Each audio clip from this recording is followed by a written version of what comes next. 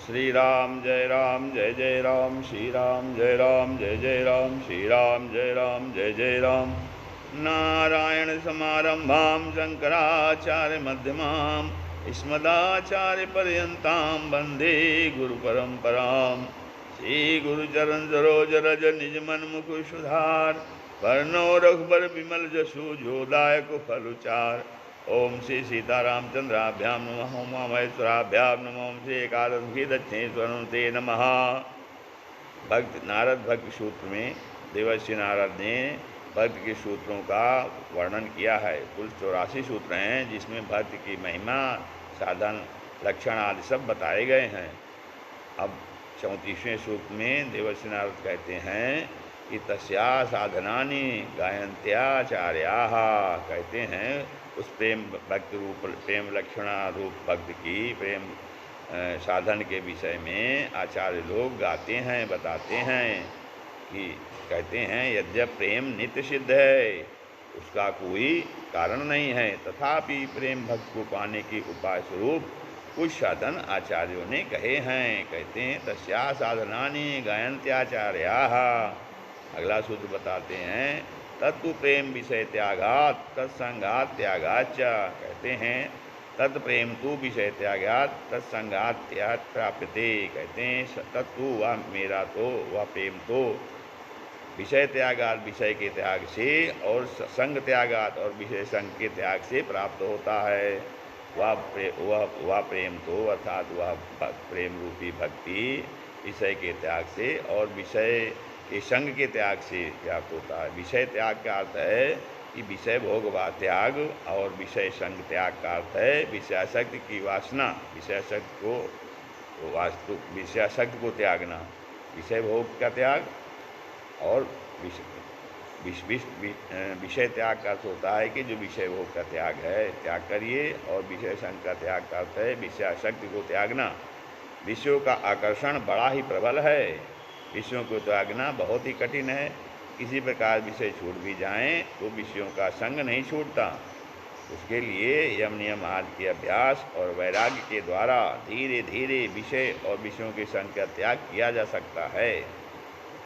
परंतु विषय और विषयों के संग को छोड़ने का एक सहज उपाय भगवान में भक्ति करना है।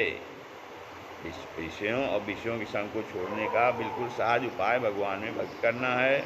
ऐसा करने से ही विषयों से वैराग्य और निसंगता होकर परम प्रेम रूपा भक्ति सिद्ध होती है।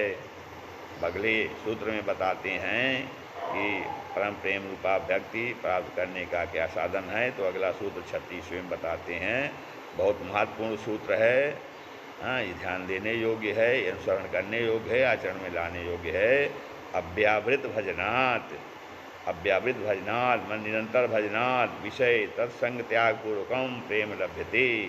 अव्यावृत भजनात् निरंतर भजन करने से परम प्रेम रूपा भक्ति जो का उदय भक्ति प्राप्त होती है। निरंतर भजन करने से अव्यावृत भजनात् बिना बाधा के निरंतर भजन करने से, निरंतर भगवान का भजन अर्थात भगवान के गुण नाम आदि का श्रवण कीर्तन और स्मरण करना चाहिए।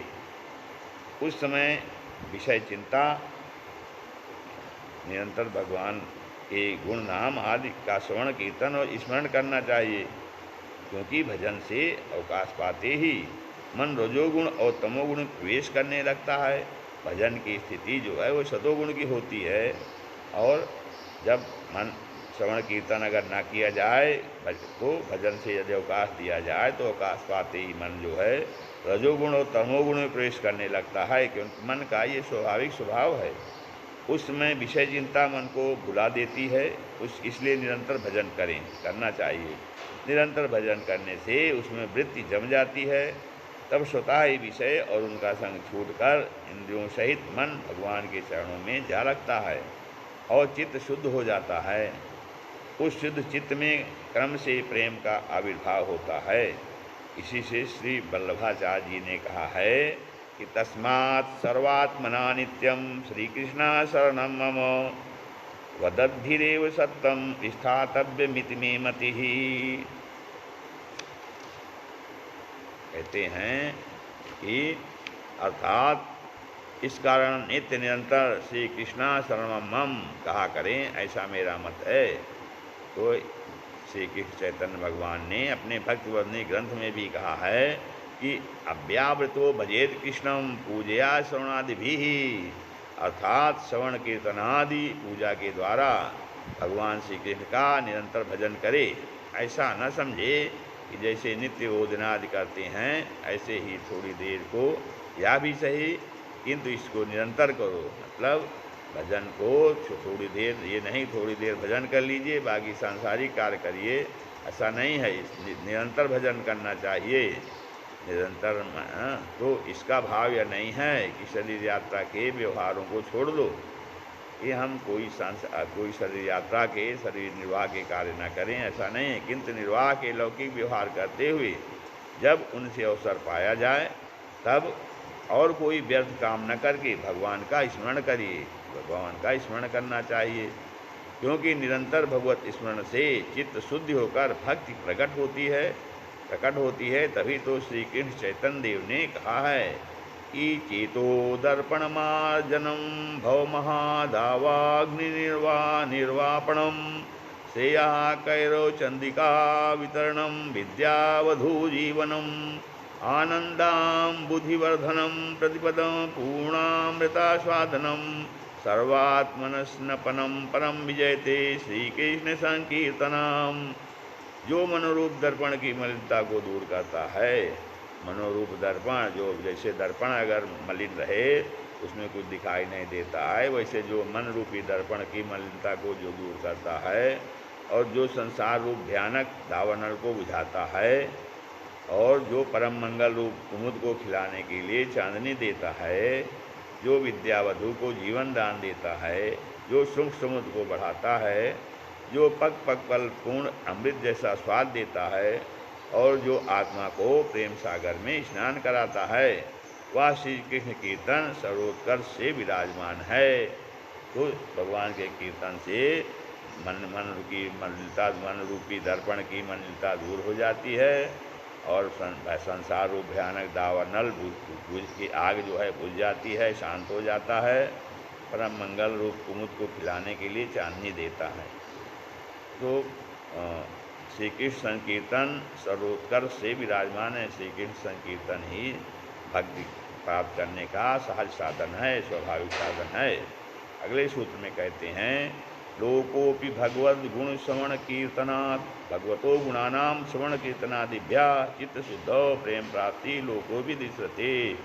कहते हैं लोकोपि, लोक में भी, संसार में भी भगवत गुण श्रवण कीर्तनात् भगवान के गुणों का श्रवण और कीर्तन करने से भगवत प्राप्ति होती है, भक्ति प्राप्त होती है। जब तक निरंतर भगवत भजन करने का सामर्थ्य न हो जाए तब तक अवकाश मिलने पर लोगों के समीप भगवान की कथा का श्रवण और कीर्तन करें, क्योंकि इस कलिकाल में भगवान नाम कीर्तन मुख्य धर्म है। इस युग में नाम संकीर्तन से ही पुरुषार्थ सिद्धि हो सकती है। इसी से भगवान ने कृपा करके नाम में अनेकों प्रकार से अपनी शक्तियों को स्थिर कर दिया है। इसी कारण भगवान की कथा का श्रवण कीर्तन करते करते चित्त क्रम से भगवान की ओर खिंचने लगता है। श्री चैतन्य देव जी कहते हैं कि व्यावृतोपि हरो चित्तम श्रवणादौ यतीत सदा तथा प्रेम तथा शक्तिर्व्यसनं च यदा भवेत। कहते हैं अर्थात यदि चित्त भक्ति में न रंगा हो तो हरिकथा के श्रवण आदि में लगावे तो धीरे धीरे उसमें आसक्ति बढ़ेगी और श्रवण कीर्तन का व्यसन पड़ जाएगा और भक्ति का बीज अपने आप ही दृढ़ हो जाएगा। सब लोग भक्त के अधिकारी नहीं होते, परंतु श्रवण कीर्तन करने से सब हो जाते हैं और श्रवण कीर्तन के अधिकारी मुक्त, मोक्ष और विषयी तीनों होते हैं। यही बात श्रीमद् भागवत के आरंभ में यही बात कही गई है। निवृत्त तरसैरुपगीयमानात् भवौषधच्छोत्र मनोभिरामात् का उत्तमं श्लोक गुणानुवादात् पुनान् विरज्येत बिना पशुघ्नात्। श्री राम जय राम जय जय राम, श्री राम जय राम जय जय राम, श्री राम जय राम जय जय राम।